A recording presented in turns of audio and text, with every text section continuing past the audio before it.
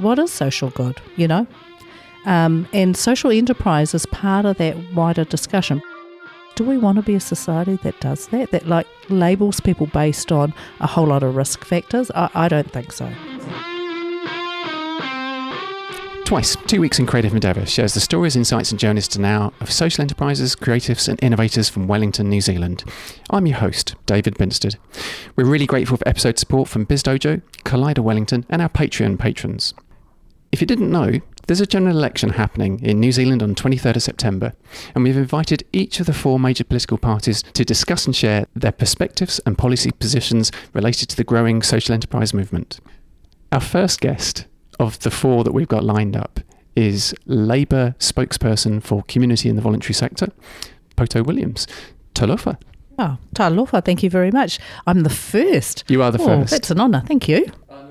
Touching on social enterprise, as some regard as the kind of young upstart of the community and voluntary sector, or the kind of the awkward kid at the party who's starting to get quite a bit of attention now.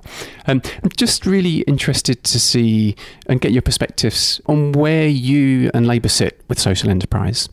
It is a new thing, even though really social enterprise has been around for some time. I guess the concept and us actually taking note of it and actually dealing with it is fairly new. And I'm a bit of a dinosaur, really. I come from the old community sector where, you know, we did things in a particular way and you did your accountabilities. And then you have these groups coming up with ideas that promote social good but have a different mechanism of doing it. And to be honest, we're all still coming to terms with that. And one of the things that I think we are coming to terms with is how does our structural framework, how does our legislation support or not support the development of social enterprise? What the heck is it anyway? Do you know what I mean? Like, what is this thing? In this world where, you know, we live our lives on smartphones and we're in Uber and we do Airbnb, like the world is really changing, the landscape is changing, and social enterprise has taken advantage of new ways of doing things. And finding opportunities where there were not opportunities before, or creating different opportunities, you know. Does Labour have a social enterprise policy?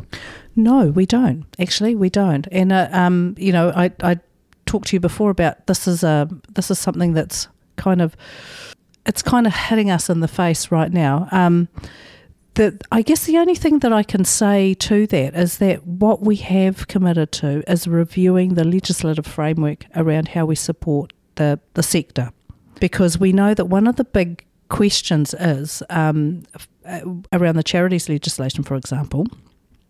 What is the definition of charitable purpose and who should be included within that, because it has huge implications with regards to tax status. Sure. And if social enterprise is going to be able to thrive, they need to be able to take advantage of you know, those kinds of frameworks. So the first thing that we've committed to really is to reviewing the legislation and reviewing charitable purpose, and actually going back out to the sector and saying, what do we need to do with this to make it possible for that the breadth and the depth of organisations that we see to be included within this, but also to make very clear the definitions of what is social good, you know. Sure. And social enterprise is part of that wider discussion, because in terms of what social enterprises do, what is social good? Does it fit within the definition? Should they be part of the, you know, this discussion? The charity sector, the traditional charity sector, also need to get off their butts too and think about this, because they cannot continue to just be. And I'm including, you know, some of our faith-based services, for example, within this, where there's been a lot of controversy about why are some of these organisations attracting this favourable status and potentially not doing what they should be doing with it. So we need to have that conversation. That's our point of view. Are you going to be going to the Social Enterprise World Forum in Christchurch? Yes. Yeah, that's been on my diary agenda for about 2 years now, I think, ever since it kind of popped up. I mean, it's in my hometown. It allows me to learn a little bit more about the sector, but it also allows me to network as well. And one of the things we're really committed to is, you know, we talk a lot about co-creating and building relationships and understanding better, and having organisations working alongside government rather than government doing too. And it's a very organic way of working, but it's definitely one that the wider community sector actually understand. Sure. So our first job really, I guess, if we are lucky enough to do it, is to go back and consult with the community about how we're going to do this and what it's actually going to look like, what that relationship looks like, if we're going to make legislative reform, what that should be and what that should look like, and how we can take some leadership in the sector, and how you might want us to just leave you alone to get on with it, because there are things like compliance that we just get bound up in. If that's unuseful, then we shouldn't be doing it. Timeline for the review? Yeah, probably within a year. I wouldn't want to do it any faster than that. We did do something similar when we were last in government. We actually got a plan in place. We started to implement it. We didn't actually fully implement it. One of the criticisms of us was that we weren't fully consultative. Yeah, we don't want to do that again. Consult is good. Consult, but with Consult Plus. Listen. And, and actually the whole idea of relationship is that it's a two-way thing. Government is a big beast, but it doesn't necessarily need to be exclusive, and it doesn't have all the answers. That's the thing. And if you're genuine... What? Yeah, I know. If you're genuine in your desire to find the best way forward, then you'll actually be growing up about the conversation and actually listen and take those criticisms on board and try and work a way through it. You've touched very briefly on social good aspects of social enterprise. If you had to define what you think social enterprise is, how would you define it simply? I would define it with an example, I guess, and an example of an organisation that is taking wilding pines and creating essence from the pines. So they're cleaning up the environment, getting rid of this nasty pest of a tree, and they're creating something from there that actually then they're able to do something good with the resource that they've created. So from something not so great, something wonderful happens. How important do you think social enterprise is as a growing sector and movement for New Zealand? I think it's actually probably where the dinosaurs like me from the old community sector are really seeing some promise and some drive, and it's opportunities for people to engage in ways that they haven't been able to in the past. It's creating things that people are wanting to get involved in. When I think about, say, some of the environmental work that's happening in social enterprise particularly, it gives people opportunities to get engaged in that and create something wonderful and marvellous that our traditional way of working hasn't, if you think of a traditional NGO, it's kind of, this is what we do, we employ people and they go and do this thing, and that's kind of it. We get some money in and we account for it, but there's not often that sense of creativity that's involved in the social enterprise sector, and it seems a lot more innovative, but I could be wrong. I just think of the opportunities that people just see, starting up fitness classes in South Auckland that then become, a phenomena that just creates this buzz around people getting, looking at their well-being and their health differently. That kind of stuff is really amazing. There's these benefits that are kind of plus on top of what the work itself is. Yeah. Just tell me a little bit about the young entrepreneurs policy that you've just launched. Yes. Because, I'm sort of saying that from a biased perspective, because it seems like that has some potential for young social enterprises to be completely useful immediately. In addition to some of your policy on education, which is at a tertiary level for it to be free, but also for people with great ideas to, within a mentorship program, to receive $20,000 to be, and to me that's got social enterprise written all over it. Absolutely. So firstly, tertiary education, first 3 years free, but it's not just about tertiary, it's also about engaging young people in trades and other things, so apprenticeships. We have also got this apprenticeship for the dole package, where if somebody takes on an apprentice, we subsidise that by giving the employer the dole that they would normally have received. I think it's the first year. It just provides an incentive for employers to take the dole, to take apprentices on, sorry. Now, the scheme that you talk about, the Young Entrepreneurs Scheme, actually looks at what we would normally give an employer for taking an apprentice on, and we actually give that to a young entrepreneur as seed money for their business. So that is up to $20,000. There are some criteria to meet, but it's basically saying... There's always strings. There is. I don't think the strings are going to be that insurmountable. I don't know how big the pool will be, but it was saying to young people, if you've got this idea that kind of ticks the boxes for us, here's some money, go away and do it. Is politics all about the numbers which are easy for a potential voter to digest? Or do you think it's a little bit more than that? It should actually be about the ideas that capture the hearts and the minds rather than the numbers. But at the end of the day, there is a limited budget and you do have to make the numbers add up.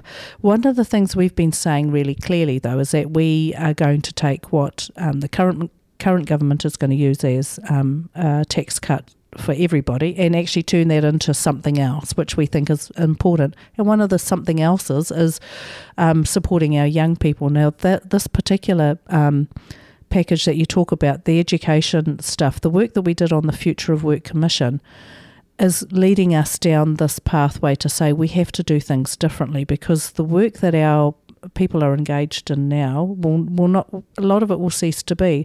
And the things that we're training our young people in now, those jobs won't exist in 10, 20 years. So we really have to be a lot more open to the new ideas that are coming through and the way we're going to be using our time. And a lot more of it will be about us creating an income and for ourselves an environment where we create our own vocations in our own work. Now, social enterprise obviously fits into that, because we would want a lot of that to be about creating social good, right? So in order to do that, we also have to incentivise that. So providing some of the seed money is the thing. But young people are the ones that often have ideas that are just so out of the box and amazing, but they are the ones that are less likely to be able to get the finance to do it, right? So, yeah, that's obviously an advantage for them, but also for us as a nation, you know. I got some audience questions, if I can quickly just chuck them past you. Will you consider changing the charities law to allow community organisations that are registered charities to engage in political advocacy? Yes. Absolutely. Number one on my hit list actually is getting rid of the gagging clauses within within contracts that between government and organisations. We're going to restore the right for community to advocate. And is Labour considering a specific legal structure for social enterprise? We will, I guess, in terms of us. Now, there are a couple of things we've committed to. So within the context of this, I guess the social enterprise piece will fit. I've already talked about our review of the charities legislation. The other couple of things that we're going to look at are reviewing the Public Finance Act and reviewing the State Sector Act. Now, they're important for two particular reasons. And both about relationship between government and the wider sector. The Public Finance Act is about us as government being able to be a lot more agile in our ability to fund or grant, and it's about how you then account for that money, because the public purse does need stringent accountability, but we find far too often that silos of ministries with their funding, if you get $1 of education money, for example, you have to account for that dollar back to education, when really that education dollar is doing probably health and probably social development. So we have to be a lot more creative about the pool of money and how it's delivered to those who can do the most good with it. and then how they account back to us. But we have to review and make amendments to the Public Finance Act to allow that to happen, that sort of organic thing to happen. The other thing is the State Sector Act. Now, in recent years, our public servants have become more business-like in their focus and less community development. Now, they need to re-engage with the community in a much more developmental way. So we want to review how our public servants work as well. And that just to make sure that as communities, you understand what, the framework that you're going to be working within if you have a relationship with government. What are your thoughts on data collection from community organisations and the work of Social Investment Agency? We're clear that data is important. Personalised is not. And we feel that you can evaluate without actually having that personalised. So we think that, evaluation, research and all that's really important. We would want to continue to collect data from organisations, but we would want it anonymised. We know that you can do the things that you need to find out, you can find out without having it attached to someone's name. And the whole idea that you would want to track somebody through the system and actually decide how much you're going to invest in that person based on a whole set of criteria is heading in the wrong direction if we're wanting to be an open, transparent, supportive, engaged community. You cannot do that because people will start to feel that their data, which is as personal to them as their fingerprints and DNA, is being used for purposes other than they would want it to be used for. So there are privacy issues, but more than that, there's actually society issues. Do we want to be a society that does that like labels people based on a whole lot of risk factors? I don't think so. If you weren't running for office, what sort of business would you like to start? I've always been interested in peppers. As in are they a vegetable or are they actually... Are they capsicum? A fruit? Yeah, they're capsicum. I don't know. Let's not go down that road. But I've always wanted to have a tunnel house and grow capsicums and peppers. I have no idea how to grow capsicums and peppers. It's just something that I think I'd like to grow stuff. Do you think the political situation in the States is good or bad for keeping Kiwis interested in politics? It's good for keeping us interested. It's bad for the politics that it's actually promoting. And the recent aggressions, I guess, towards Korea are troubling, aren't they? Do you think Labour will be able to find a way to incentivise volunteering, for example, with maybe tax or other incentives? Yes, and I think around volunteering, we've got an opportunity that we can really tap into. We can support volunteering organisations to do things like upskill people who are in between jobs, do some training, actually provide things like be the conduit for some of those big organisations that, they take a day out to go do some good in the community. Our big volunteering organisations can actually be the conduit for that because they've got the connections right on the ground, right? So, and they know the community groups that are looking for things that need to be done. So we can connect that up a little bit better, I think. But yeah, there's definitely opportunities within that sector to be useful. Let's think about how our jobs are going to be in the future. We're probably going to have multiple jobs. And we may have a bit of time up our sleeves. So how do we utilise that better and keep people engaged and useful and retrained? Moving towards UBI? Yeah, look, I think we're going to have to do something about that. I appreciate it's not your purview to offer any perspectives. Yeah, no, but I think we're going to have to do that because we're going to have... we're going to have to support our people financially in a different way, and we're not all going to be employed for 40 hours. So, yeah, something has to happen. That's probably a bigger brain than mine, actually. But I like the idea. I like the idea of having the universality of it.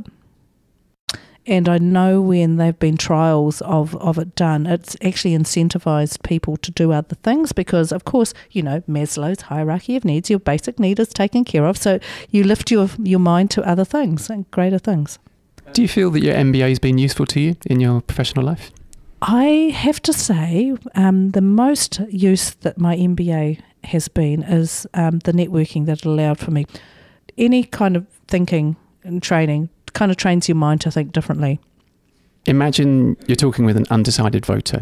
Why should they vote for Labour? I believe that we are looking to the future. We spent 2 years conducting a Future of Work Commission, and what that told us really clearly is that the way we will be doing things, the way we'll be employed, the way we will use our time in the future will be different, and we've got to be prepared for that. We've got to skill ourselves differently, and we've got to provide opportunities for people to engage in the new and modern world. And one of the things that we've always been focused on is how we support our young people through these transitions. And I think it's small, but it's perfectly formed. I think one of the things that we've really committed to is supporting entrepreneurs and young entrepreneurs. If you couldn't vote Labour, who would you vote for? Now, I hope nobody's listening. I would probably vote Greens. You have got a memorandum of understanding with them anyway, so it's kind of probably an easy choice there. Yeah. You've had a new boss for basically a week. Yes. How's that been going? Oh, she's amazing. Can I stick you a little bet? There's 2 bets actually. The first one is going to hang at the World Forum. Be lovely to catch you if you have any seconds spare. Going to be trying to catch a little bit more audio material for the social enterprise community. Be happy to do that. Awesome. And let's say you're in government this time next year. It'd be lovely to get you and Jacinda together. Yeah, that shouldn't be a problem at all. That would be great. That would be cool. And we could do like a full episode and we can taste some beer. Yep. Great. Excellent. Poto Williams, Labour spokesperson for Community and Voluntary Sector. Hugely grateful for giving time today. Really fascinating conversation. Thank you so much. You're more than welcome. Thank you. 2 Weeks in Creative Endeavour is an independent, in all senses of the word, show. And we just want to state for the record that we have no affiliation with any of the politicians featured. We are really grateful to them for giving valuable time to help share their views in the digital. I hope you enjoyed this episode from a sub-series of 4 featuring New Zealand politicians in the run-up to the election on 23rd of September. Thanks for giving attention and time. I hope you've gained social enterprise perspective from the party reps and learned something about them too. Twice, also known as 2 Weeks in Creative Endeavour, is an independent love not money show, delivering insightful and entertaining stories and journeys to now of social enterprises, creatives and innovators making a positive dent on society. We record from craft beer capital, Wellington, New Zealand, which is why we usually taste and rate choice brews in episodes. Find us on the Apple Podcasts or Overcast apps for iPhone and Pocket Cast app on Android. Search for the show using the word twice, aka 2 Weeks in Creative Endeavour. See our cheeky red and white diagonal logo staring at you in the search results and hit subscribe to receive latest episodes. Also, check out our back catalogue of more than 50 shows published in the last 2 years. Send affection or criticism our way on Twitter and Instagram at Twice Podcast. Share us with your friends and colleagues and consider rating us on iTunes. Our normal shows are a tightly edited 60 minutes long. The stuff that didn't make the episode cut usually goes here, beyond the clutches of time-starved listeners. It's a smorgasbord of pre-show, outtakes and stuff that you might enjoy. Cheers.